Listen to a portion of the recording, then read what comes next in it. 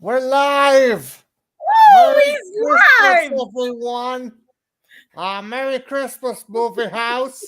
Uh, uh, Me and Jen just watched It's a Wonderful Life, and we didn't hate it. I have We problems with this movie. I think we both do. Um, I think Jen's more annoyed about Donna Reed's fashion than anything, really. they don't give her except at the tail end a cool coat. They could have given her one nice dress. But she's supposed to be George Bailey's humble wife. Okay, I understand. she's supposed to be the kind of the she's supposed to be the salt of the earth woman who doesn't want shiny baubles. She's not Violet Bick. Bro, She's not the Violet Bick of the movie. no, but like one fucking, she's a beautiful woman. She could have one dress in the movie that's like, a little bit fun. Violet got to. Violet got a nice couple of dresses and stuff. Uh, eh, okay, we're getting off course here. We're obviously talking about 1946's It's a Wonderful Life, directed by Frank Capra, if I'm Mm-hmm. not mistaken. And thanks to Jen, I never knew this, and I done a bit of research as a result. Did not do well at the box office or critically. Jen, No, critics hated it. Critics hated this movie, thought it was overly sentimental, really sappy, and just cliche is all. Even, which is kind of funny considering 1946. It's interesting, and it only became a cult classic when it started because they just put it on every Christmas. It was cheap, kind of like your girlfriend. don't say that. Don't say that. Yeah, no, I was shocked because this is like the American Institute of Cinema has this archived as like, oh, sorry, Jen, go on. Oh, I didn't mean to cut you off, Marty, but you made a great point too that I never really thought about. It really doesn't become a Christmas movie till the very end. No, And I yeah, never realized that. the last 15, 20 minutes, it only turns into a kind of Christmas movie. At a push 25, maybe half an hour, but it only really turns into a Christmas movie at the tail end of this, at the tail end of the flick. You have Jimmy Stewart as George Bailey. My God, this man has the patience of a saint. My God, the town. This I was like, this is like the fucking Truman Show. Everyone wanted to stop George Bailey from leaving Bedford Falls. Okay, the plot is it's set kind of between Depression era America to post-war America, and we follow the character of George Bailey from his childhood to his kind of mid 40s, being observed by angels, and essentially the angels are like, "Oh, George Bailey's about to do a big mistake. We need to send someone down there. Clarence, you're an angel. You're going to go down there. But before you go down, we're going to give you a bit of homework." And it goes over Bailey's life. Which is And a pretty smart way to do it, honestly, to give a backstory. That's a pretty, but for the time, I know we've seen it in other movies, but for the time, that was a pretty good way to get your narrative across and what kind of person George is. That's pretty smart for the time. yeah, this movie pioneers a lot of interesting kind of concepts and film ideas. And again, the guys are like, "What the fuck are they talking about? It's a schmaltzy Christmas flick." It fucking turns into the Twilight. It goes Twilight Zone episode of the Twilight Zone. Fucking before the Twilight Zone, like It 19.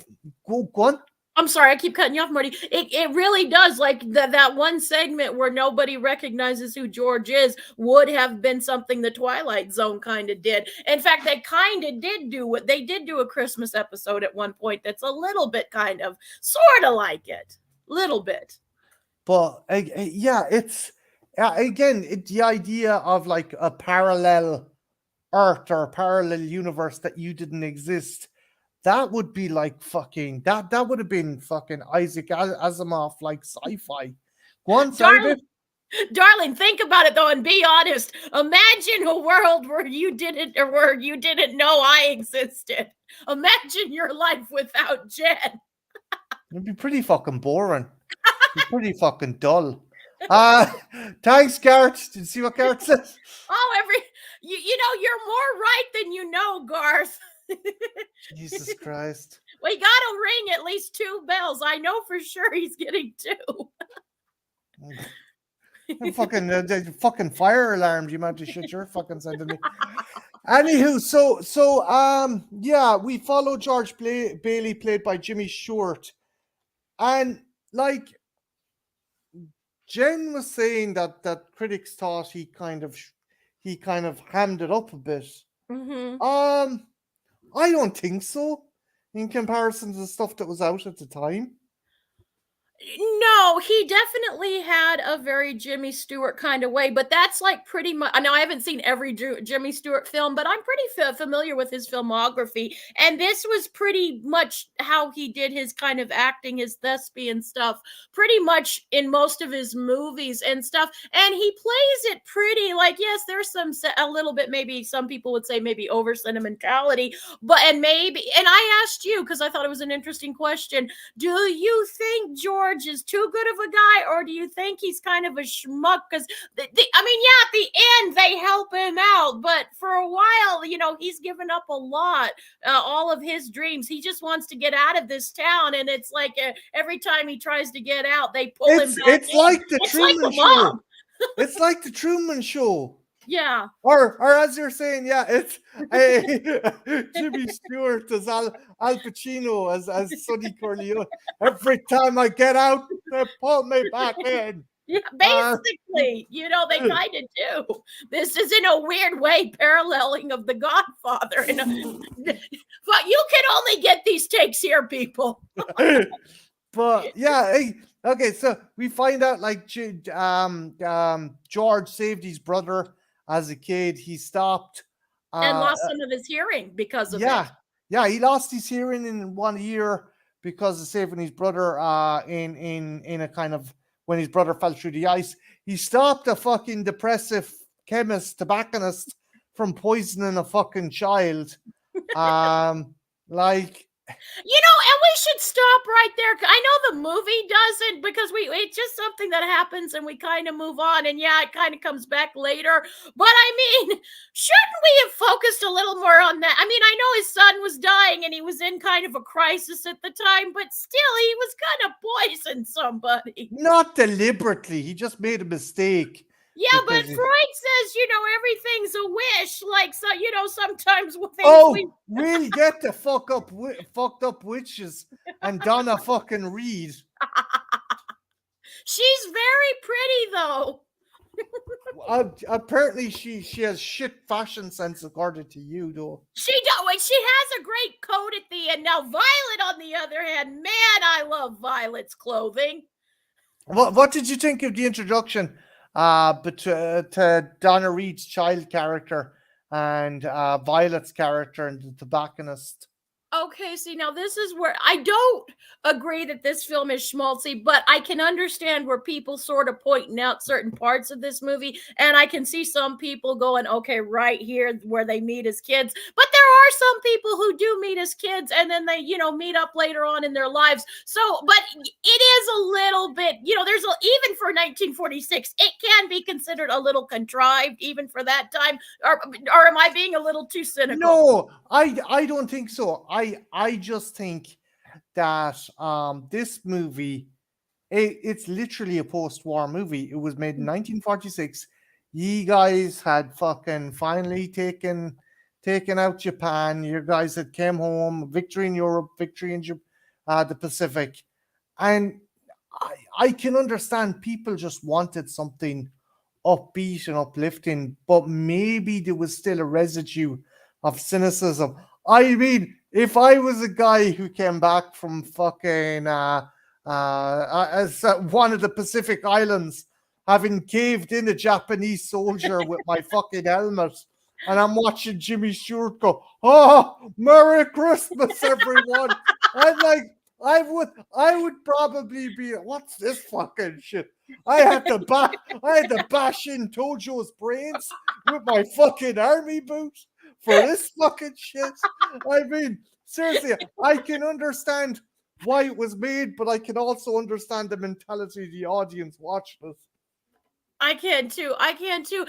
I don't think, like, now that I've gotten older, weirdly, it doesn't bother me as much as maybe when I was a little bit younger. You know, there are, you can say that maybe this might put you in a diabetic coma. I don't think so. I don't think it goes that syrupy, but there are a few select scenes. But then there's other scenes in the movie that are actually handled pretty good. You know, the scene with them kissing on the phone, you know, when they're talking and That's Jimmy Stewart told Capra he wasn't sure if he still was the romantic lead kind of yeah, this guy, because he was in his 40s at the time. like And I am. Oh God. no, whoa, don't say that.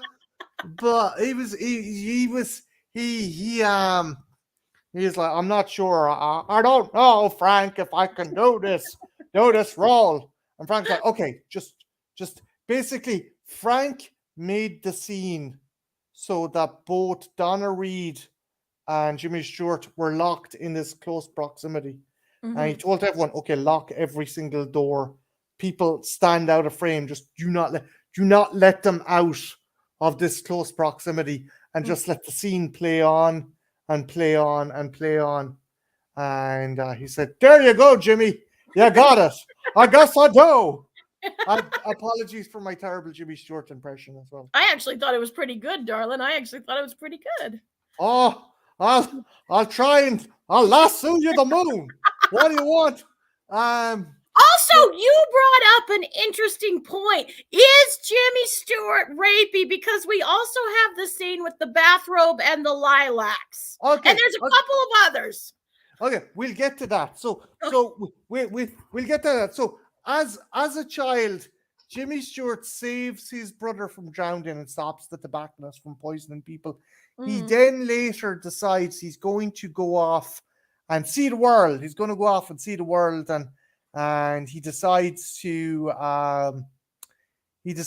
go to his high school reunion, or is it his brother's high school reunion? I'm kind of a bit Not fucking. exactly sure how that works because like he's supposed to go to college and usually you wait a while before you go to your reunion. Usually, you know, there's a 10-year reunion and all that, but I don't fucking know, Marty. I don't Okay, know. he just turns up at this fucking reunion, and Violet's there, and she's like, Violet has a fucking lady boner for fucking Jimmy Stewart all throughout the movie.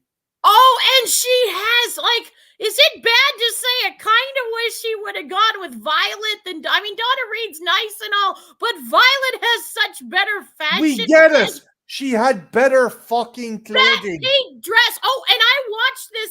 This was Yeah, the first. Jen watched, I think, the Ted Turner conversion. I was on his site and I didn't realize it, and I was like, "Oh, this is the colored version," and I never seen it, so I thought, "What the fuck?" And although I'm always pro black and white, I think it was kind of fun to see everything colorized. Like I kind of sort of can understand. And Violet is in Hello, Strange Hey, Pop comic stuff. I did that pink dress is gorgeous. And not only did she have the pink dress, she had a hat with the pink ribbon that coordinated. It was just fire. I was like, oh my God, I love that dress. And I'm like, you're a fool, Jimmy Stewart. Like Donna Reed's fine.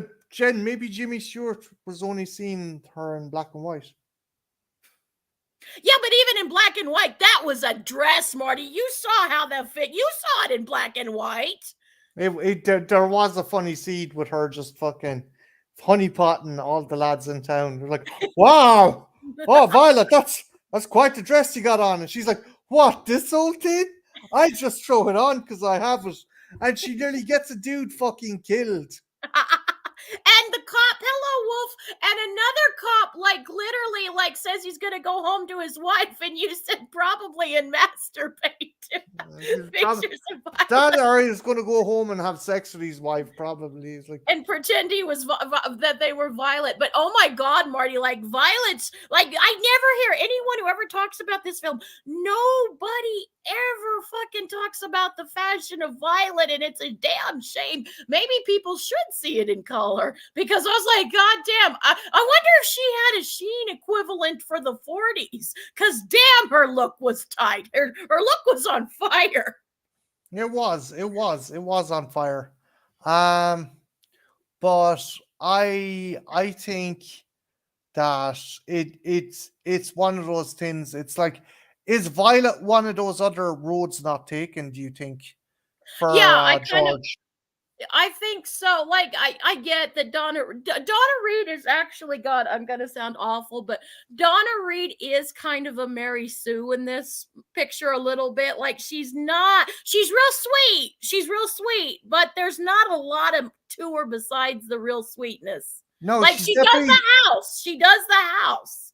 she's like essentially Miss Can Do No Wrong kind Yeah. of character. I kind of find, not just, and it's not just for her fashion sense. I sort of find Violet a little bit more like, I kind of wish we would have had a little bit more of her story and stuff. I get why, especially for the time, but she was a much more interesting character to me and stuff. And you kind of wonder, why was she wanting because they kind of paint her as the slut. They don't, but for 1940 something, they kind of do. Or am I totally reading it wrong? No, maybe she had all these dudes who were like super lecherous over, and George was like, oh, this is the she's a bit of a tasty morsel, all right. But he didn't turn into cartoon wolf with his tongue hanging out. And you think that might have been a thing? Hey, creepy McGee. Hey, creepy. Welcome, welcome. I think so, but that is an interesting point. I do kind of think she might have been another road not taken. I may at least in this perspective, maybe it wasn't meant to be, but I totally see it now as that kind of like, again, I love Donna Reed. Don't get me wrong. She was the one that when I was a little girl, I thought, oh, to get a husband, I gotta wear a poofy dress and heels and have the house spotless and have his slippers ready, piping hot. I They watched a lot of Donna Reed when I was a kid. I've been hot slip. What the hell? Okay, Jen, why did you put my slippers in the microwave? Blame Donna Reed! Blame Donna Reed! So anyway, George goes to someone's fucking reunion. We're still not 100%. And he sees Donna Reed talking to fucking Alfalfa Yes, of all. Alfalfa from our gang. Or yeah, he's talking Alfalfa. She's talking Alfalfa, and then fucking Jimmy Stewart comes sauntering over. And he's like, "Hello there." And she's like, oh, hello. And she like fucks her glass. She fucks her glass to fucking Alfalfa and goes off dancing. He's like, hey, well, what? Well, he starts throwing a fucking hissy fit. And they all start dancing. And they're supposed to be kind of like this. Doing the It's Charleston. doing the Charleston, and he's trying to do the dancing, and they do an okay job. And one of these guys goes, hey, guess what, Alfalfa? He's not called Alfalfa. I'm calling him Alfalfa. Hey, But I guess think what? even back then the audience did too. Don't you think that everyone's like, oh, it's Alfalfa? It's Alfalfa. It just should have had the little fucking hair sticking up on the fucking head. Anyway, he's like his friend, who's another fucking bozo looking dude, George Bailey. Did you know that dance floor converts into a pool? And George Bailey's dancing right where it splits. And I got the key right here. And Alfalfa like fucking parts the dance floor. Like God in the ocean? Yeah, like Moses. Like I like know. like Yeah. like Organ's fucking version of Moses. And everyone's dancing and then they stop. But fucking George Bailey and Donna Reed. I really wish I knew Donna Reed's character's name. Mary, Mary, Mary Mary. Bailey. Mary Yes, Bailey. Mary Bailey. Mary is dancing away, and they're dancing, and it's like, ho, ho, ho. And everyone's like, oh my God, the floor's opened up. But they're not warning fucking George and Yeah. Mary. I wondered about that too. Everyone seems to be in the thing, and it's like, do they want them to fall in the pool, or do they think they're that good they won't? It's a good scene. Like, this is actually one of the scenes that I would sort of come back to people that say it's too schmaltzy, because this is actually handled pretty well. The scene of them dancing together and really having a good time. It does show some chemistry. It's probably the one scene in the movie, at least for me, that actually shows that there's some real chemistry between these two on Yeah. both parts. And they fall into the pool, and then everybody else kind of jumps in, and they're not mad about it or anything, which I think is a little odd. And I told Marty, if it had been my movie, I would have just had him, just fuck all these assholes and just put the pool back in the like how. Alfalfa's pissed. Yes, thank you. Oh, Yeah, I would have. This is a scene though that really shows the quality of the movie and why. I know it's not an iconic scene. It's not talked about. I had forgotten about this scene until we rewatched it tonight. But it actually shows some chemistry, and it shows it's not quite Mary Sue. There's a little bit more no. to it. Yeah. There's a bit of more of a development. So it shows George and Mary walking back from the dance, having to wear clothes from the lost and found, and they're sitting in Buffalo. What's the Buffalo song? girls, come out. Won't you come out tonight? Won't you come out tonight? And they're talking about their hopes and dreams and aspirations, and George is like, I'm getting out of this fucking town. And Mary's like, the town isn't that bad. And they're kind of flirting back and forth. And they come by this house that Beautiful is, house. well, not according to George. It's like a haunted fucking house. It's dilapidated, but I am with Mary on this. Like it is like that, it's kind of, has a gothic feel to it and stuff. And like George wants to throw a rock and she's like, oh no, it's too beautiful. Don't do that. And he does it anyway. And he says, you make a wish or you make a bucket of wishes. And he's telling her all of his wishes, and he wants to get out and see the world and then go to college and yada, yada and stuff. And then she throws a rock and she makes a wish. So here's the thing. You can tell that Mary wants George. She wants George to stay put and be her man. But how does her wish come true? So she fucks the rock through the window, and they're walking along anyway, and this neighbor's like, oh, you should kiss her. And he's like, what about it? And she walks off, and he stands on top of her fucking dressing gown.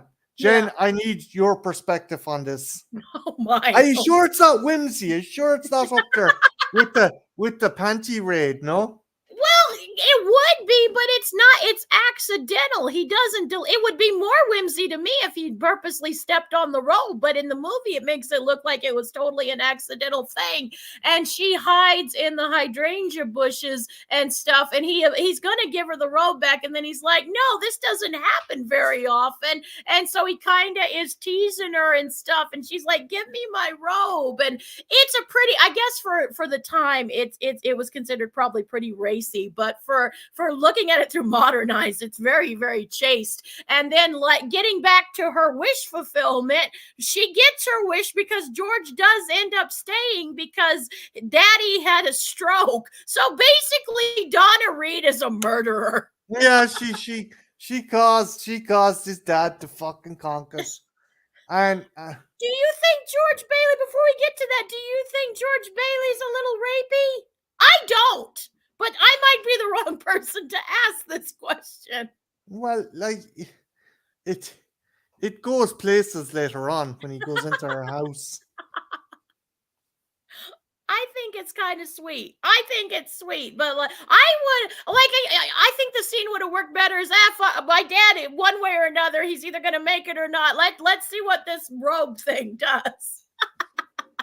No, that was before. Maybe it was karma. Maybe it was a combination of her wish and him being an asshole about the robe. I keep in mind, this is a universe where angels exist, okay? Oh, yeah, the angels do exist. I forgot about that. Well, Clarence, Mary wants to keep George, and he is being a bit of a sex pest, so let's punish him and reward her simultaneously. Maybe that is how that works. I never thought about it, but that weirdly makes a lot of sense in my head, darling. But yeah, it's fucking, you feel so bad. Again, just like that quote from The Godfather, every time I get out, they pull me back in. So we cut to George Bailey settling up his father's estate and the bank. And Mr. Potter's like, oh, well, we're going to have to close this bank and we'll go to my one and we'll take the shares. And George is like, no, you can't because you're a miser and you're evil.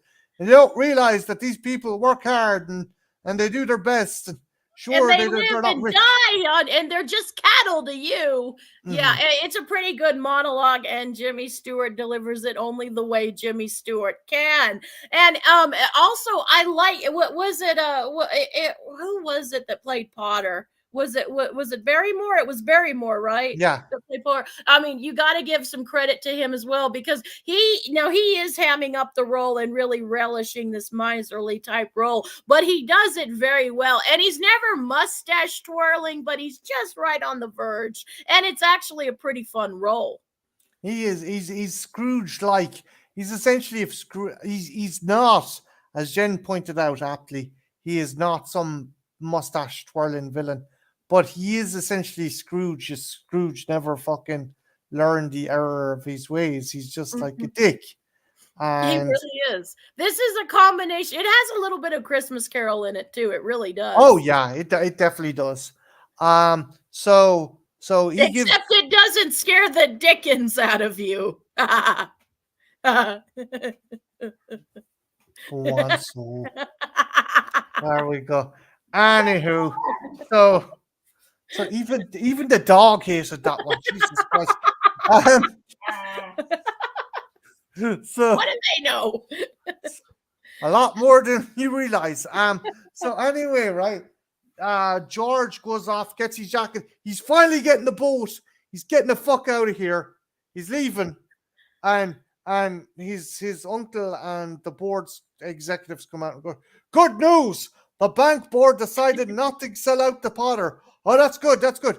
The only condition is you have to stay on as bank manager. And he's like, What? motherfucker, I do not want to be here. He doesn't want to be here, but at the same time he does care. Like he kind of, it's sort of like he's understanding. You get the feeling like when he was younger he didn't understand why his dad did what he did, but now that he's kind of in his dad's shoes, he kind of is understanding this a little bit better. He's kind of looking at it through different eyes, and that's actually a really telling scene, because you can see he really wants to go and do his own thing with his life, but then he's thinking about the people, what shows his character. You can argue, is it better to be selfish and make yourself happy, or put good out in the world? It's actually a pretty interesting question and dichotomy if you think about it. Is it more important to make yourself happy and live a happy life for yourself, or is it better to think of others? Or is it somewhere, or you have to be somewhere in the middle? Or is this town just full of bastards who are just Or treading there's that too. all over George Bailey's dreams? That was the one thing that put me off this movie. It's like, yeah, give up your dreams for other people.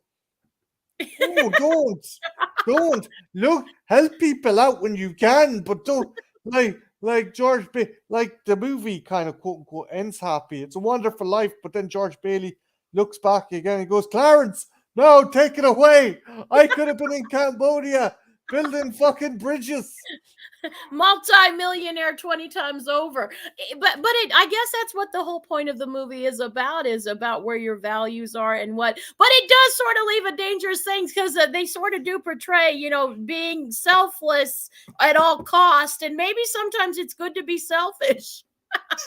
Honest to God, seriously, just see, even the squeaky toy thinks it's like fucking bullshit. It's just um You know like what, this movie needed more Wall Street. Greed is good. can you can you imagine Jimmy Stewart in fucking Wall Street? It's a wonderful street, maybe, I don't know. But I mean, this kind of does, because I mean, this is basically the opposite of Wall Street, where, but yeah, that famous line that Michael Douglas delivers, greed is good. This movie is kind of the opposite of that. That movie never saw It's a Wonderful Life. There's actually a kind of weird parallel, actually. In reality, Mhm. this movie didn't initially make big bucks. It broke even. Mhm. And it did. Frank Capra didn't like become a fucking household kind of super successful creator. And it didn't No. do well. But then after a while, it's good nature and it's good fucking vibes, kind of help, I don't know, spread the Christmas. Basically, the movie itself became fucking George Bailey.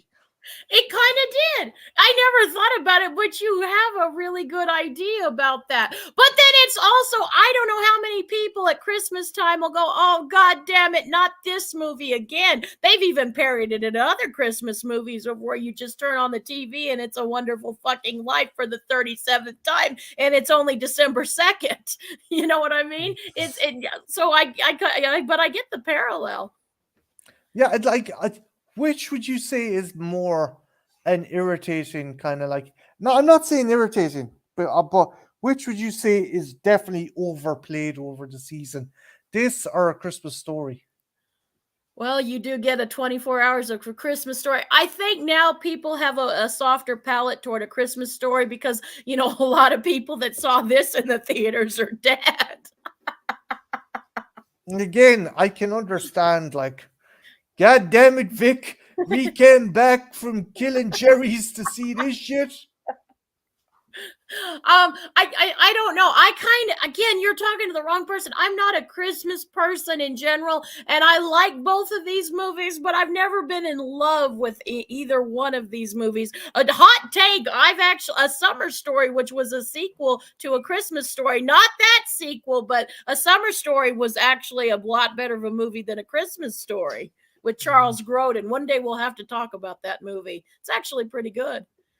I just like I like the end of the movie, fucking Jimmy Stewart. Oh, God bless us, good work to all men and all that. And some fucking dude is just at the cinema, changed my fucking kraut rolled over my legs and the pants are fucking tank. And Jimmy Stewart's telling me to show mercy to my fellow man. Do you think the message, one of the reasons why it might have not done so well is because they do really, I mean, this is one, and it's a pet peeve with any kind of movie. They ram it down your throat. Again, it's a thing of, we want to make the world seem like a better place after World War II. Bunch of veterans go to the cinema. I had to fucking put a fucking K-bar through a Jap's fucking eye socket last month. I don't need Jimmy Stewart fucking telling me how to live my life. Creepy McGee says, I like A Christmas Story better, but have a much more fatigue for it than this classic. I get that. But so we'll continue on. So George attempts time and time again, like Jim Carrey in the fucking Truman Show, to leave Bedford Falls. And it just never happens. It never happens. And he kind of, though, toward the middle of the movie, I think he's resigned to some degree. Do you think? Yeah, it's like some dude who's just been told he has pancreatic cancer and it's inoperable. I ain't going nowhere. My dick's gonna fall off. Just like, or it's like some guy in Ireland who like thinks, oh, she's in America, she's gonna get tired of me, and then year after year, hey honey, how you doing? It's me, darling, we. But and babe, then eventually he's just no. That isn't that's your tactic, like the ocean eroding the coast. Look, just slowly taking back the land back into the sea. Jesus Christ. But yeah, essentially George is just basically stuck there. But he makes the best of it. He makes the best of it, and he makes the town a better place. Like he does. There's a scene where he comes in and actually, okay. So him and Marie, is it Mary or Marie? Mary, they finally he decides to go visit her because her mom's like, oh yeah, she's at home with her mother. And he's like, so what about it? We're already smoking away. She goes, go see her. So he goes over, right? And she goes in, he goes into the house, and she's like, no, don't come in. And she puts up a picture she drew of him lassoing the moon, and Mm-hmm. she puts off on Buffalo Gals on the record, just all fucking kind of just setting the honey trap, and she lets him in. And her mother is like, no, no, don't go out with him. He's a fucking loser. Hey, Brian, Hey, Brian, Merry Christmas. um, don't go out with him. Who's hee haw? Who's the fucking hee haw lad? George? He's just a friend of George Bailey. I think he was in the gang of kids when his brother fell through the ice. Yeah, and he's been kind of wooing Mary and rinning her, and her mother's like, "Don't forget, he's gonna rin from New York." And she's like, "No, no, no, no, I'm busy, mother. George Bailey is violently, lustfully assaulting me. What was it again?" And violently making love to me. Which was, again, for the time, a pretty racy statement for a movie from 1946, if you think about it. Mm-hmm. Again, this movie everyone thinks it's kind of highbrow, but especially with the cast it has. And there are some scenes that kind of say otherwise. It essentially plays to its strengths, Mhm. and its strengths are we're gonna do whatever the fuck we want. Um, so he basically says, "Hey, I like you, but if you're not gonna fucking, I'm not gonna jump through hoops." And she's like, "Fine, fuck off." Then he goes off.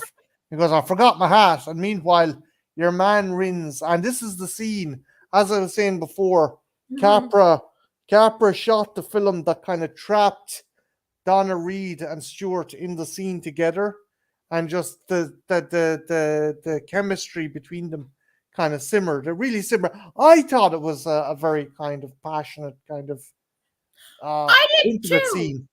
It was a very erotic scene, especially for this kind of movie in this kind of time. And then, like you pointed out, there was quite a big age difference between Stewart and Donna Reed, but everything really clicked into place and worked. And you do have I think it was a good idea to like hold the tension. We don't immediately I think in a lesser movie, they would have kissed right away, but you're waiting and the tension, and that can really lead to some of the eroticism. Sometimes it's not good to just jump to it right away. A little seduction can go a long damn way. And Oh, I this don't know is, about seduction. He's literally sticking his fucking nose into her hair. but I mean, that Oh, can be kind of, that can be I kind know, of no, I know that, I know that. But he's gone on from seduction. It's like, oh yeah.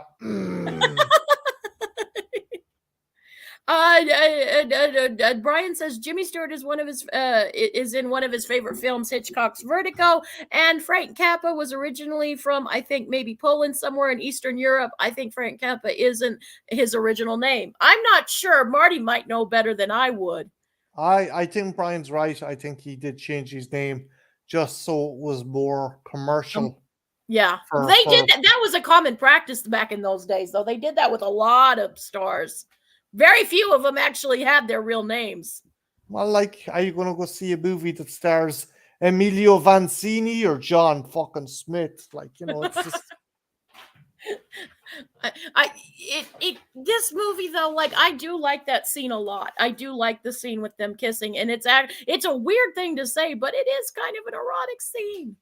And I it like is. the telephone. I love that old fashioned telephone between the two. And again, they're standing really close because they have to share the piece to And they're hear what. talking to their friend who's still trying to woo Mary. It would be Mhm. fucking hilarious if it cuts to the other guy and it's like, "Hello, guys, what's going on? George, you okay? You sound like you have palpitations."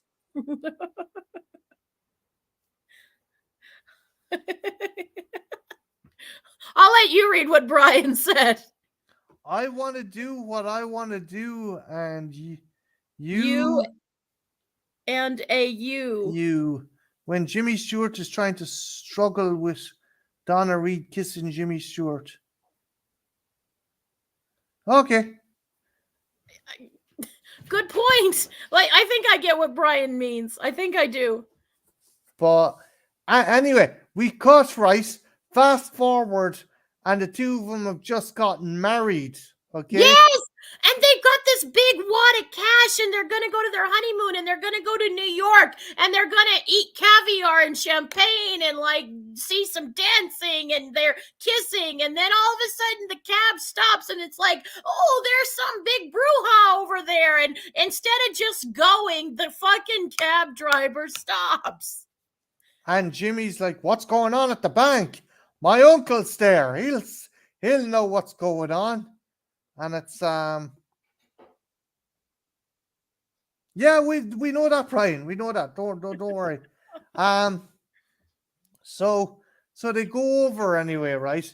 And it turns out the uncle has totally fucked up and essentially lent out all the money to the bank from the Yeah, bank. yeah, basically does that, and Potter figures it out, and again, the miserly Potter tries to figure it out, and they have to he has to get all these people to pull their money together just so they can stay open till like 5 o'clock, I believe, 6 o'clock. 6 o'clock. And Jimmy Stewart again makes a really impassioned speech, and he doesn't know what he's gonna do. Again, like, I give Donna Reed shit, but this is actually a really good scene because like Jimmy Stewart is struggling and trying to think on his feet what he's going to do to save their business and stuff. And then Donna Reed comes in and says, how, because their people are going, we need money, we need cash, we need it now. And she's like, how much do you need? And they use all of their money that they were going to enjoy. Yeah, their wedded dowry. They use that as collateral. Which is, and again, it's a good scene. And like, some of the guys are a bit pricky about it. I want $250. Surely something to tide you by. $250 will tide me by. And some ladies just $20. And then Jimmy Stewart's like, oh, okay. What about you, my dear? Oh, all I need is $17.50. $17.50. And he reaches over and kisses the lady because she's not fucking going to bleed him dry. But that's a good point. Again, pointing out, as Brian says, this is set during the Great Depression. So people needed their money, and even a small amount was enough to sustain them. Yeah. And yeah, it keeps going forward and keeps going forward. We see that George and Mary kind of open up their own. Sorry? They're starting to have a family and they have their kiddos. They have a family, they have their kids, but they also open up their own kind of housing estate or region in the in the town. Bailey Park, I believe. Bailey Park. And Potter is none too happy about it. No. And at first he kind of just brushes it off, but then he has kind of an accountant saying, you know what, it's starting to hurt your bottom line. You got to do something about this. And it's a good scene between Jimmy Stewart and Potter because that Potter thinks, okay, I can just change him and stuff. And he offers him, a 3-year deal, a really good salary. And he also throws in, and there might be some travel, which of course is everything Jimmy Stewart wants. And he's smoking a cigar and he's whining and dining Jimmy Stewart. And the thing of it is at first Jimmy Stewart is totally, whoa, this is great. Yes. And then he's like, but maybe, and then he kind of starts thinking about it. He's like, I better talk to my wife. Can I have 24 hours? And then he's like, no, I'm not going to take your money, and because what about the people there? And again, he goes back to thinking about the people. Yeah. Again, like, people could like this movie. Someone could watch this now. This is fucking some communist subversion. This is some fucking proper. What the fuck? Look after your fellow man. What is this Stalinistic bullshit? I hate communists, Marty. I fucking hate communism. Better. This is almost as terrible as healthcare. One. See, the dogs even hate this movie. They're just like, they want to kill each other. It's a communist garbage. But they were mellow all day, and then the minute we go live is when they start acting up. Murphy's Law. Exactly. Sorry about that. Yeah, Brian, Capra was given a directive by the studio that the villain had to get his comeuppance in the end, but Capra decided not to. That bothered you too. You said you thought it'd be a better movie. Everyone's. I would love to. My fucked up sense of humor is like everyone's celebrating. Hey, we got the money, George. Your brother's home. We survived the war. You saved your house. Everyone loves you.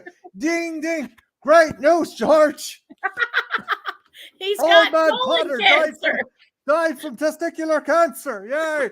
I would have fucking that would have been cherry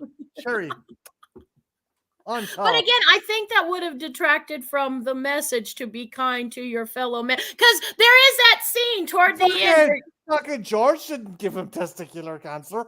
no, George didn't give him testicular cancer, but George did, like when he realized what he had, and after everyone recognizes him when he thought he wasn't been born, and then all of a sudden everyone goes back to who he was. He goes to Spoilers for a movie that's 80 I'm years a old. horrible reviewer. Take my card away.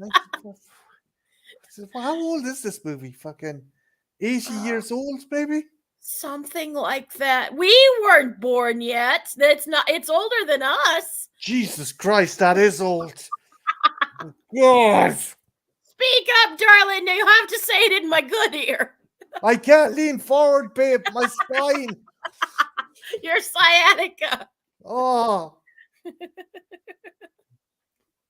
Yeah, that Brian brings up a good point. The 40s, I think. Yeah, it was coming out in the 40s. Yeah, 46. Right. 46. I think.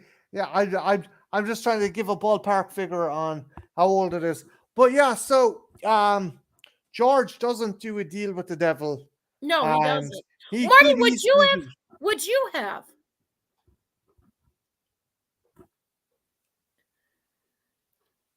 How much was he offering him again? 20,000, but you got to convert that into now money. That was a lot back then. And 3 years plus he was going to get to do some traveling, which is something he always wanted to do. And he said, and again, sexism. They said the Potter tells him, and you can buy your wife nice clothes, which Potter had. Even Potter thinks she dresses like shit. Jesus Christ.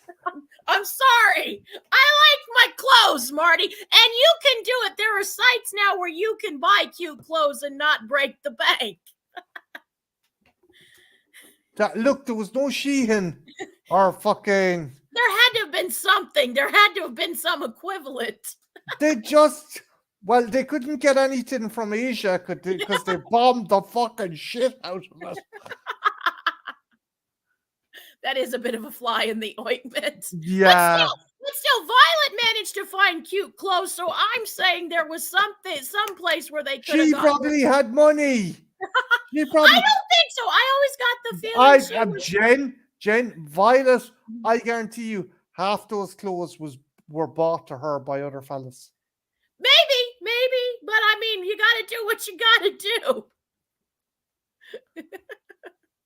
Brian says you should say no, Marty, and you wouldn't have your friends if you took the deal of the devil.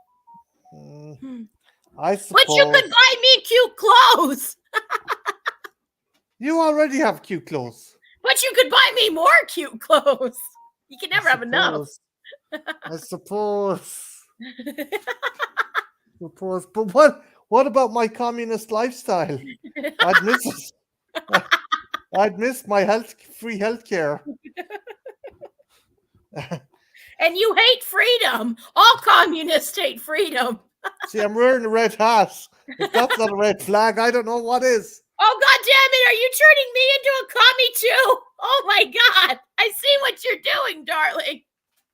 Whining and dining me when you have your red agenda. Actually, Brian, that's a great.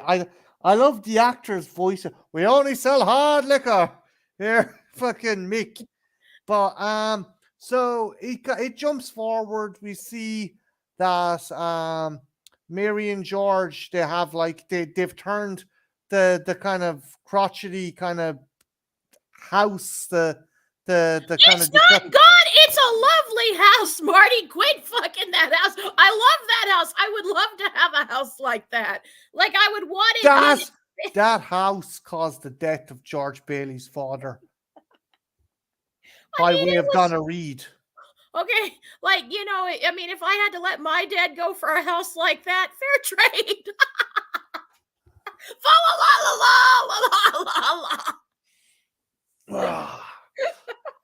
Okay, so anywho, we fast forward. They've made the kind of derelict into their home. There's a kind of nice little montage where they kind of have a full kind of honeymoon there, Mhm. and his George's friends, the cop and the taxi driver, kind of set everything up, and Yeah. it's nice. It's a very sweet scene. And I like how she's rotisserating chicken. Is that how you call it? Yeah, by using the The the the record player. gramophone or the record player. Yeah, that Yeah. that that Go was ahead. cool. That was cool. And again, it's a very romantic scene. And it kind of shows again, maybe George is more lucky than he thinks he is. Yes, he's stuck in this dead end town, but he has somebody who really loves him.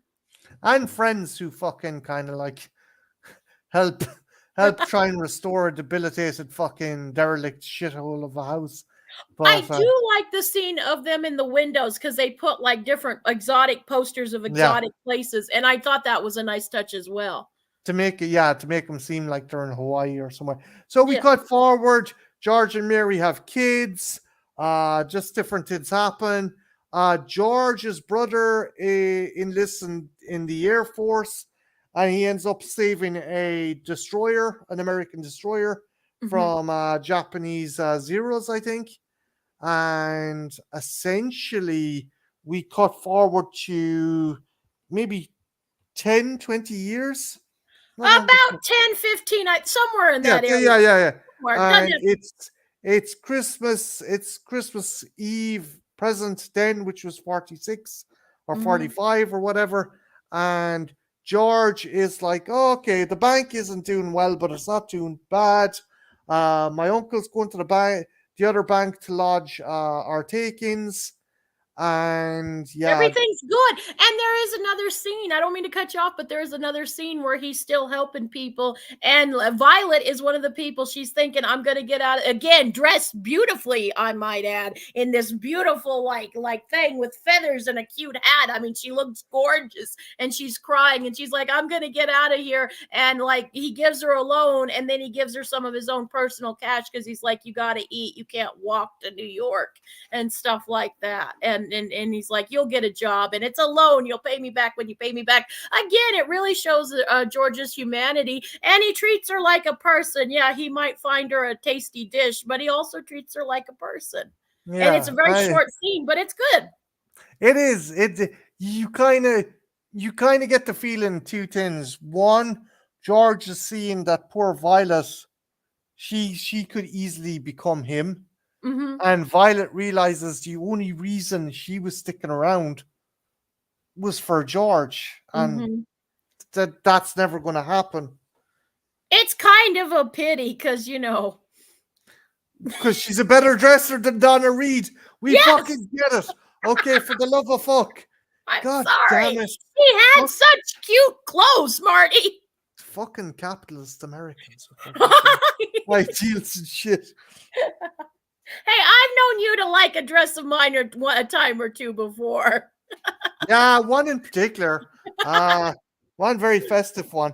Anywho, so everything's going fairly solid, but there is kind of a bank inspector or a bank Yes, supervisor who's making sure everything's on the on the up and up. level. Yeah. Yeah. And the fucking doofus of an uncle is kind of gloating to Potter about his nephew, George's brother, getting the Congressional Medal of Honor. And Hmm. he has the envelope with the 8,000? 8,000, yes. 8,000. And he leaves it wrapped in Potter's paper. And Potter's like, oh, that fucking nitwit left the fucking money in my paper. And he's just watching your man sweat. And again, that's everything they had in the fucking bank. And of course, your man's like, oh, the dude who's supervising is like, okay, these guys are fucking up to something. And Hmm. George is like, where the fuck is the money, you fucking klutz? I had it. I swear to God, I had it. I had it. Mm-hmm. And it's actually a very powerful scene when he confronts his uncle, because I think he calls him like a silly, stupid fool and stuff. And he really loves his uncle. And in the whole movie, you can see how much he loves and respects his uncle. But his uncle is a bit of a fuck up. There's a few other scenes where it shows that the uncle's, Yeah. yeah, and stuff, and you can see all the anger. And I think this is a really good scene because no matter how good of a person you are, you're human. And sometimes, all the stuff I think George has kind of pushed, like not getting to get out of town, having to, give up certain things to help other people. I think everything's kind of coming to Oh, a boiling point. George is like fucking one bad day from being a serial killer. I Yes, mean, yes, all the another Michael Douglas picture. He's basically, oh fuck, what's the name of the movie, Marty? The one where he goes and starts killing everybody. I can't think of it. Michael Douglas is it? God. was Michael Douglas the serial killer? Yeah, yeah. He has a bad day and he finally just Oh, has enough. falling down. Yeah, Falling down. oh, Thank you, thank you. Thank you, Brian. Thank you. Yes, that's the one I was thinking can of. you imagine Jimmy Stewart and falling down? I would have loved to have seen that. Hey, hey, buddy, you got money for a vet? You don't look like an animal doctor. No, vet from the war. War. My brother got a Congressional Medal of Honor. You're charging $2 for a soda? Oh, But it kind of goes from there, and then his day just gets incredibly bad, like one thing after another. And again, and mostly it's losing the money, but there's a lot of other things that happen to him too. And he comes home and he kind of has a little bit of a breakdown with his family. He tells his daughter who's playing the piano, "Can you stop a minute?" And then he finds his other daughter sick with with a little bit of pneumonia, which freaks him out because that's how he lost his hearing with water, but that was part of it. And so yeah. he's probably really sensitive about that. And you do really feel sorry for him because it's like, can this day get any shit? Yes, it fucking Yes, it can. can. It, Never ask that question. Never ask that question because it can. oh yeah, Brian. He most certainly is. Yeah. He's there crying into his fucking child's head. Ah, I I don't. Donna Reed's like, okay. I like her acting here because some people might interpret it as cold. It's not. It's more of, I've never seen my husband like this, and I don't know what the fuck to do. That's what I took from it. She's like, what do I say something? Do I not say something? All I'm going to say is Violet, the better dressed one, would have probably handled the situation better. How? How would she have handled it better? Because she's more put together because she can pick out good clothes, so therefore she can handle stressful. You I don't guess know if how. you were just gonna say she would have sucked him off. Well, that too. I would like if I thought you were having one, that would be like my first go-to thing. Like, darling, come, let me help you unwind, darling. I Let can't. me give you a mouth hug. Let me give your feet. Can you imagine Jimmy Stewart's old face? Oh, hello, moving house. I mean, yes, but I would Hot be dog, hot dog. I would be your vagina bear care bear. 2 days. You never struck that iron. That iron lost its heat 2 days ago. Oh god damn it, that's right. Fuck. Yeah. I was having a really bad day, Marty. Okay. Not as bad as Jimmy Stewart. Not So as bad Jimmy as Jimmy Stewart, he gives fucking a teacher, the primary school teacher, a bollocking. Mm-hmm. Then her husband comes on. Then he threatens to fucking beat him. And then Donna Reed's like, "Is there something wrong there?" No shit. Is there something fucking wrong? I don't think I would have asked that question if I knew something was wrong. I think I would just kind of. I don't think I would have done it if I'd been Donna Reed. Like, what? Like, what could you have done? What could you have said to? Sometimes in those situations, it's not what you say, it's what you do.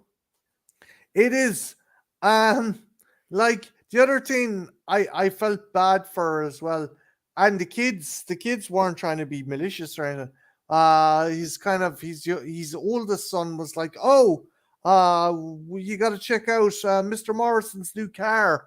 Why? What's wrong with my car? Is it not good enough? And kind of it's like, what the fuck? He's just losing it. So Hmm. he loses it with his family. He makes his daughter cry, who's playing the piano. So, I'm sorry. I owe you an apology, Billy. Oh, no, go play. You got to practice. You got to practice. No, Daddy, you're going to beat me again with a sack of oranges. No, she doesn't say that. Um, It would have been awesome if she had.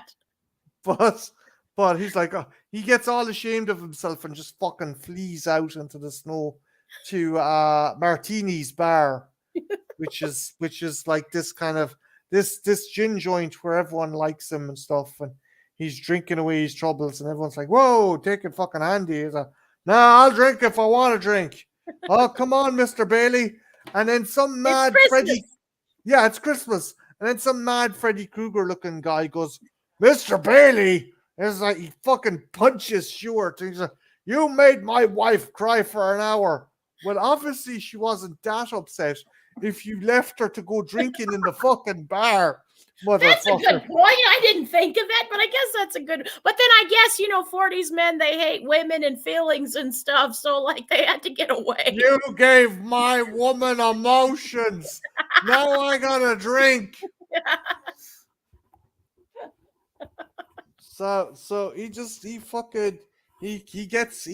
ends up leaving the bar, getting into his car and fucking driving down the street till he crashes into a tree, and he gets in a fight with a guy. That tree's been in my family for 1,000 years or some fucking horseshit.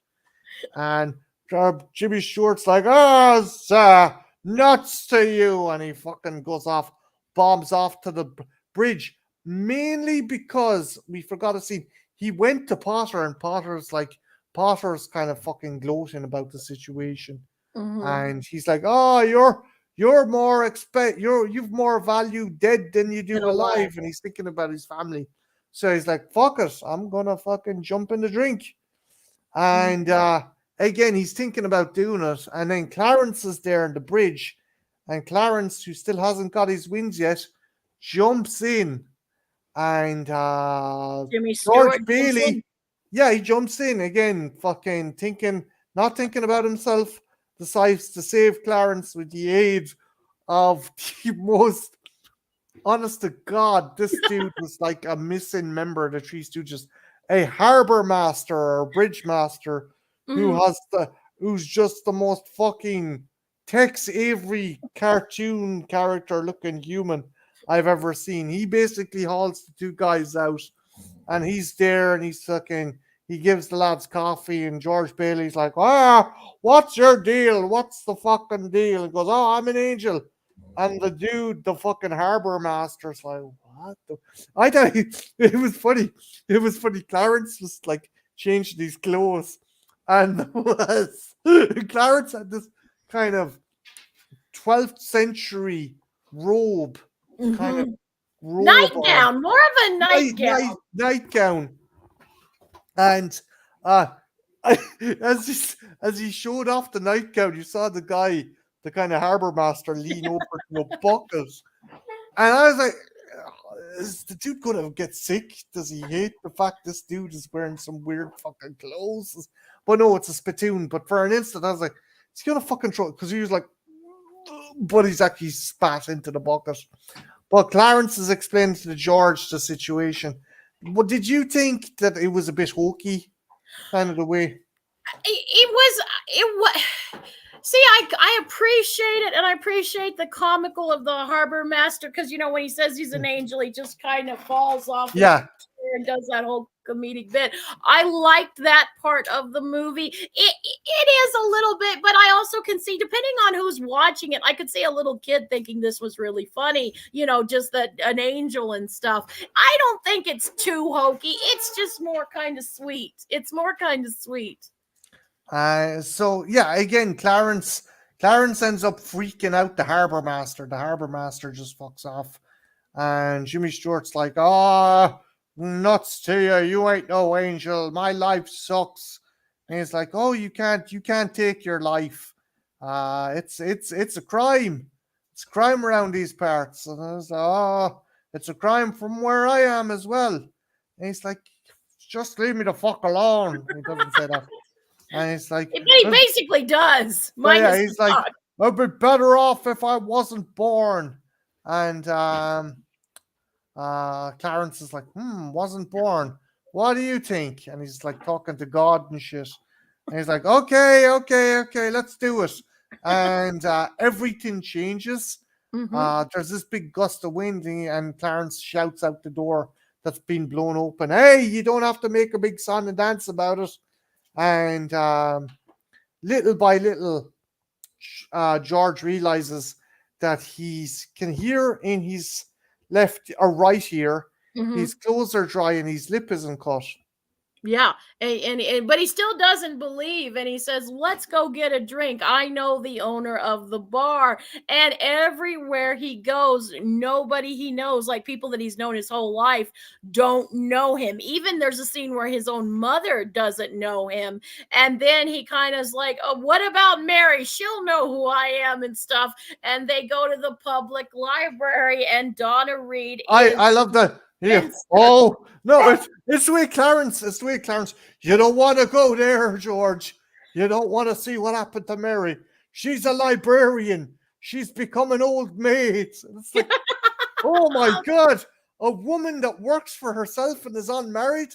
A fate surely worse than fucking death. Oh my god. I don't want to grow up and be in. Well, I mean, but at the time, again, think of the time period. That actually would be to some girls like, oh my God, that's horrible.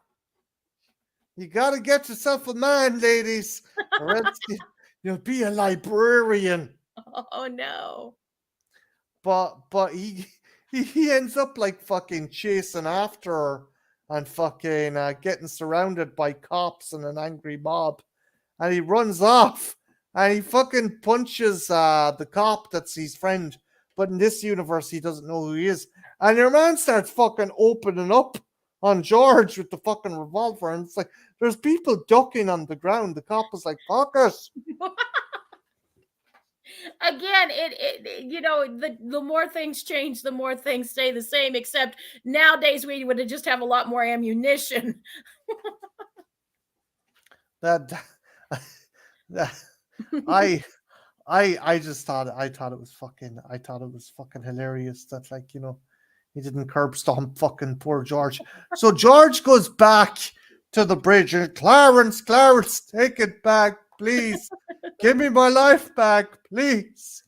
And the cop arrives and they're like, shit, he's gonna get American history X'd on the rebar of this fucking bridge. I'm glad you weren't the only one who thought that.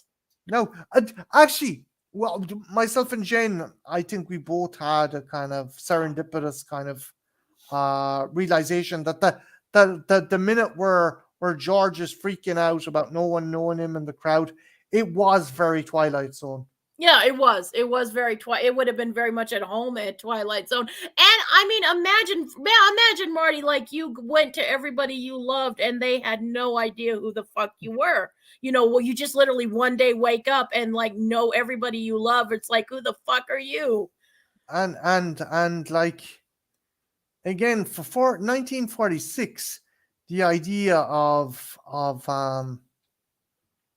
a universe, it's a universe where you don't exist. That's kind of, again, this is before the Twilight Zone. This is it was kind of of ahead of its time. It really Um, was. And I've never thought about that part of it, but it really is ahead of its time. And it is a scary idea. Like it is a scary idea of thinking, and it does put in the mind, okay, everything you like, I do believe like everything, everything is connected and stuff. And so you take one thing out, everything changes. You change one thing, everything changes. And so it is an interesting idea if you do you believe that never way. know, Brian. You never know. Maybe I know you're saying you're joking, but you know, maybe Rod Sterling, like as a kid, He was might like have very well been. He might have very well been. because Jen, weren't you saying that there was an episode of the Twilight Zone that was kind of influenced by this? Yes, very much. And it was a very hopeful for the Twilight Zone. It was a happy, hopeful episode and stuff. And it did take some cues from It's a Wonderful Life. It wasn't a parody or anything, but you could definitely recognize some of the signatures from It's a Wonderful Life. So the cop is like, George, and he's like, oh, you know who I am?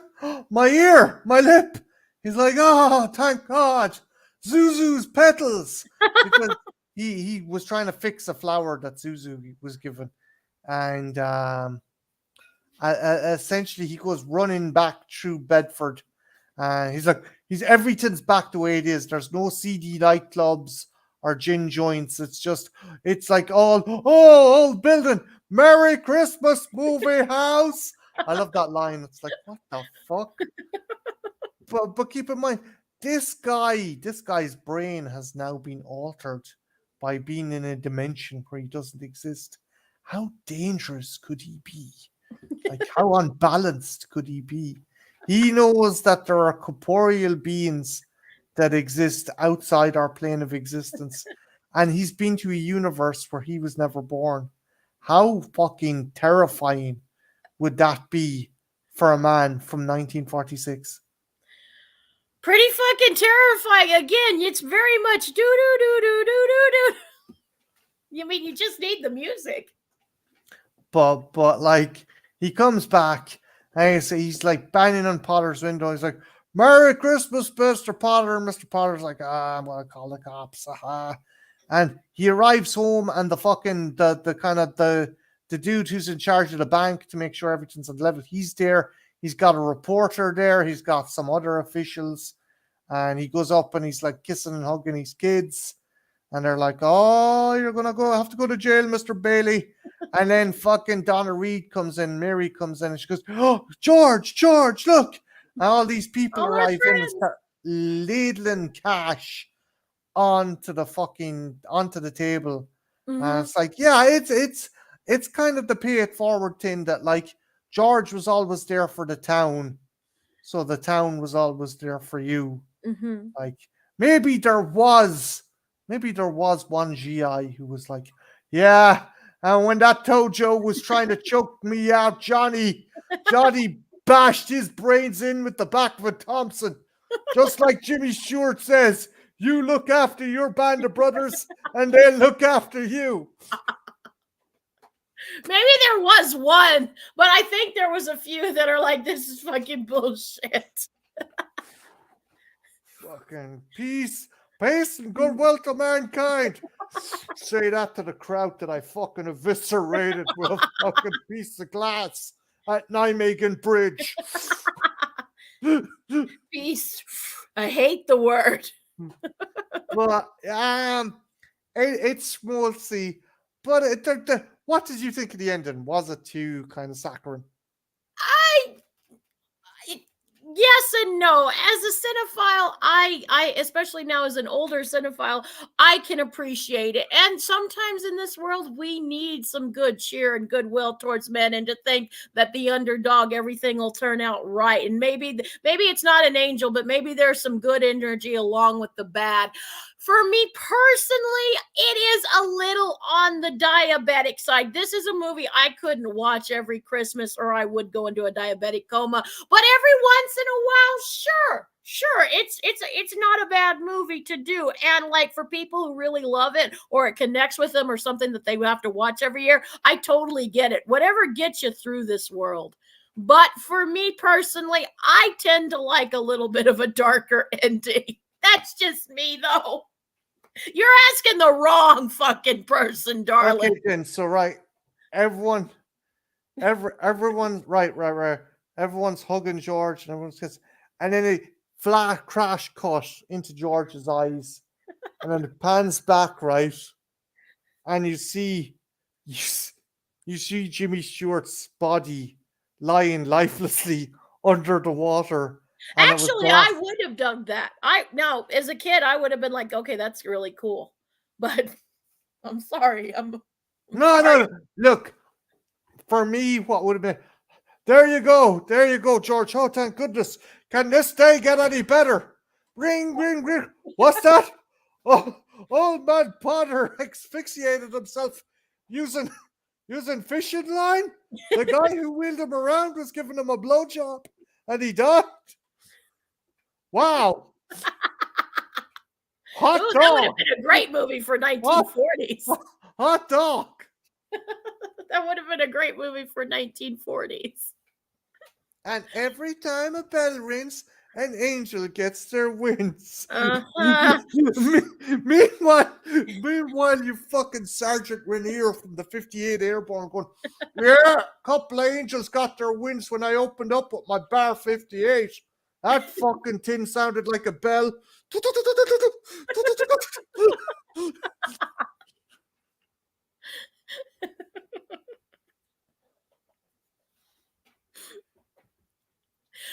It would have been I would have been okay with I would have liked to have George just lying in the river dead, you know. Everybody ends up miserable. She works at the library and never knows a dick, but that's just me.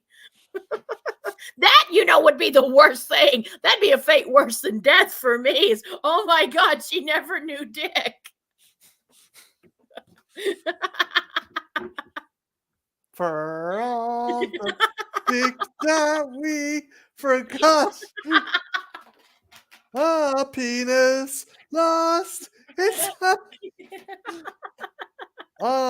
I don't hate this movie. I don't think don't Jane either. hates this movie. I don't either. And I can see why it's a Christmas classic for some people. There are other movies that I would go to, but to each But their own. there is one thing that still kind of gets me. It doesn't turn into a Christmas movie until the last few 20 minutes. minutes? Yeah. Yeah, that is something you pointed out, and I never really thought about it because this is supposed to be the quintessential Christmas movie. Maybe it's losing its rep a little bit nowadays because I think there's a couple other. I think nowadays the more modern audiences they'd say something like Home Alone or Christmas Vacation or one of those types of movies. I think that'd be more for nowadays. But at one time, it was the most classic Christmas movie you could go to, and it only really becomes 20 minutes in the film, and it's so iconic. We all know the bell rings, the angels, Merry Christmas, and all that. But really, it's not as much of a Christmas movie as you might think. Creepy McGee says, just figured it out. Must have been the Twilight Zone where the guy went back to his hometown from where he was a boy, and his mother didn't know him either. I always thought that they took some hints from that. I could be wrong, but I always did think that. But yeah, that's our second festive flick. That was Yep. my pick. McGee, we'll check it out, and I'll drop it in the comments when we've checked it out. But Jane is going to pick the next movie. What's the next movie we're going to be watching?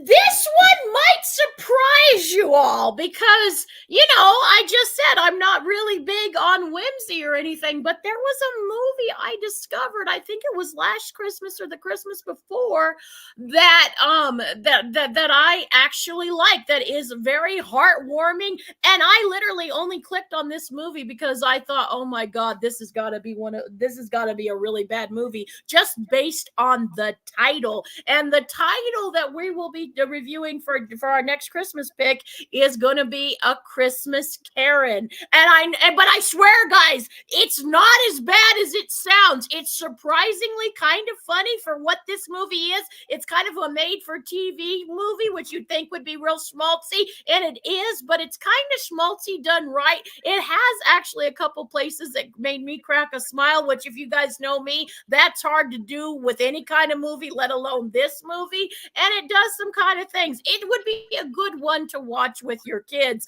And it is wholesome. There is no incest, there is no cannibalism, no one dies in it.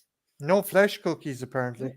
No flesh cookies, and I still enjoyed the film, and I kind of wanted to Karen, like as in a Karen. But it's a movie that I actually really wanted to show Marty. I'm interested to see what you're gonna think, if you think I've completely lost my fucking mind, or if you can see that this is actually pretty charming despite its limitations, Babe, because this is a movie that babe, should not have worked. babe, Yes, how darling. dare you? How dare you? I know you lost your mind a long fucking time ago.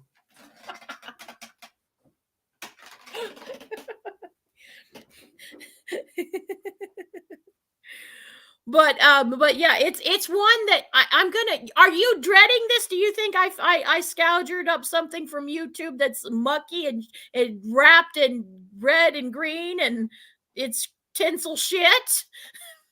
No, you get to pick what you get to pick. Or we could, if I find an endearing love to it. No. 90% is the reason is I love you, I respect you. It's your pick. But the other 10% is she got me two really fucking cool predators, so I can't say shit. And we're still getting to do incest flesh cookies later in the month, right? Yeah. Because Yay! that's one I like as well. That's a good one. Although the ending, we need to sort out which ending we're going to be watching. That's a good point.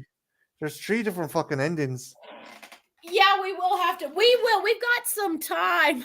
I love that Crippy McGee's just all pro incest. Yay, incest. Someone has to be. I am too. I mean, it's not going to be me, babe. It's not going to be me. Hey, little boy, do you want to rub mommy's back? Even at Christmas, you can't get away from it. Even at fucking Christmas.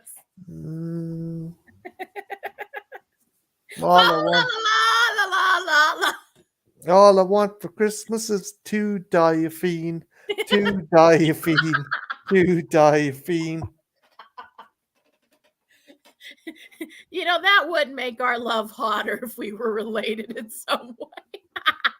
All I want for Christmas is a shitload of diaphine and some Xanax. But yeah, I'm going to be interested in what our audience, as well as you, will think of A Christmas Carol, because this is not a gen pick. This is like something that's very non-gen, but I can show you guys that I can be whimsical sometimes without incest. Or people stealing women's underwear. Yeah, well, that's the most whimsy of all. Marty, can I do the tree with panties and then you come in dressed as Santa Claus and steal my panties? Shouldn't it be more of a case that I leave panties for you? I don't wear them anyway. You know it would be a waste. I don't wear them. Would I be called Panty Claus? Ooh, that's kind of hot. Yes, I don't know if it's an actual Hallmark movie. I found this on YouTube, guys. But it would not surprise if it's not a Hallmark movie, it's a knockoff Hallmark movie. You get what I mean? That's a good way to put it. If it's not I don't think it's technically. I think it might have been more made for ABC, NBC, CBS, that kind of thing. But if it's not a tradition, an actual genuine Hallmark movie, it is definitely a knockoff horror. Marty, save me.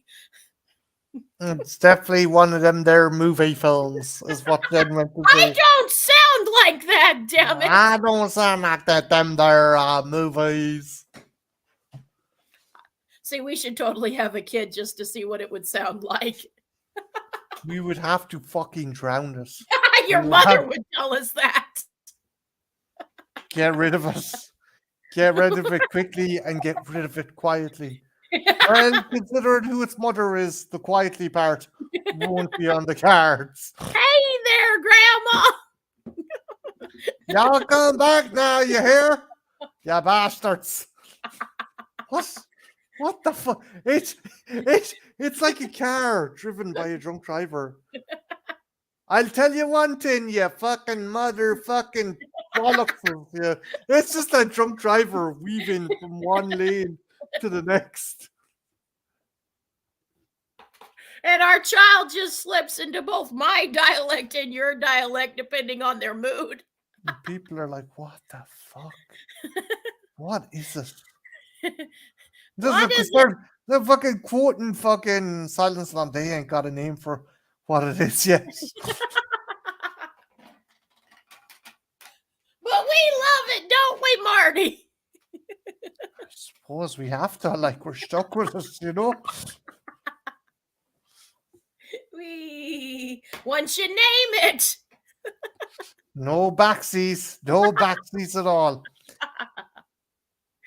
But it'll be what about you? What have you got going on the Trash Picture Show before we do the next holiday review? I'm gonna try and catch some movies. I may try and do a review of Godzilla -1 because Oh, very cool. I wanted to wait for other people's stuff to opinions to have their own opinions and then not spoil it because I want to go a bit deeper into some Ooh. of the elements about the movie and Ooh. Say that again. You want to go a bit what now? I want to assess more of the elements of the movie, you know. No. You used another word. I like the other word you used better. Go deeper? Underground. Yeah, because it's Godzilla. Gotta go a lot deeper. Ooh. I like that. Some It's a bits good thing I'm not wearing any panties right now because they would be drenched.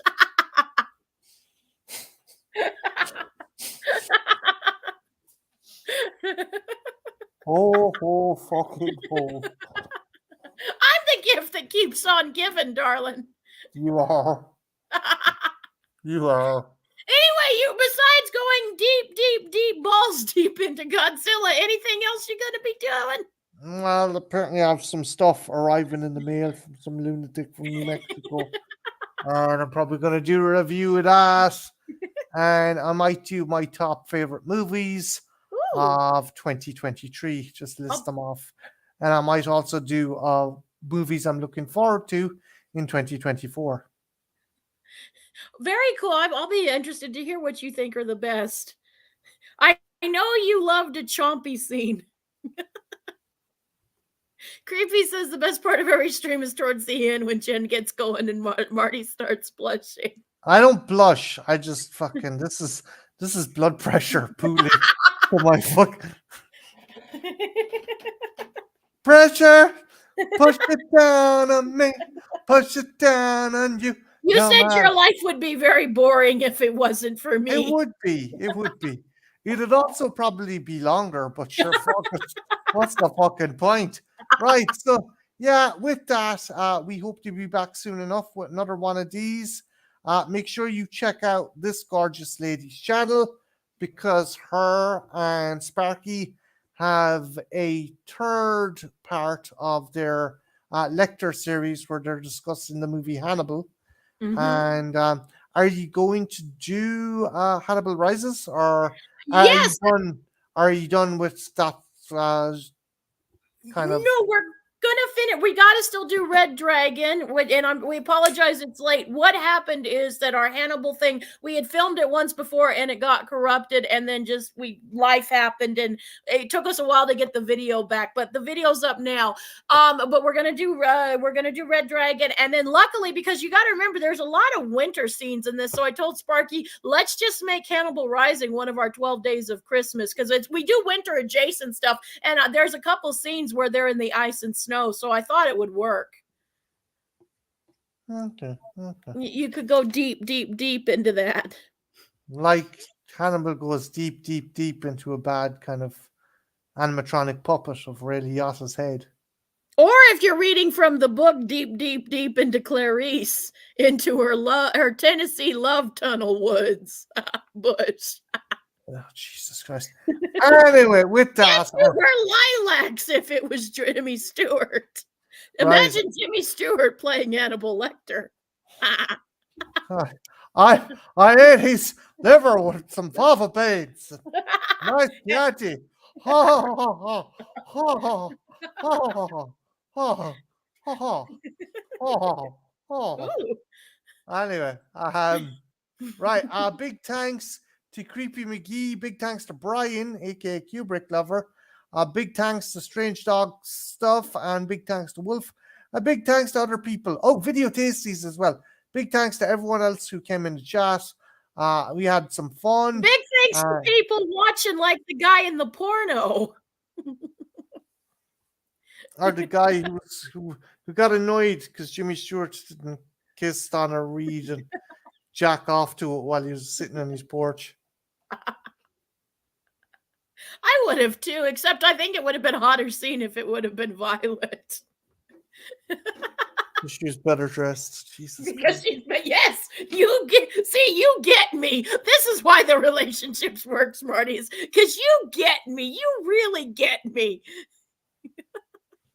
I'm also doing a Tales from the Crypt reference, if any. You get me, babe. Jesus, God help me. I think I fucking do. Right, with that, let's end it here. And yeah, to everyone, to all, a good night.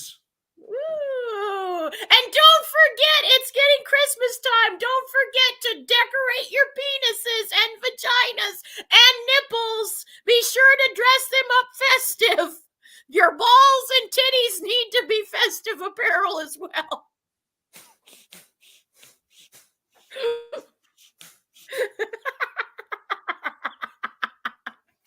For all the friends that we forgot, for all mankind.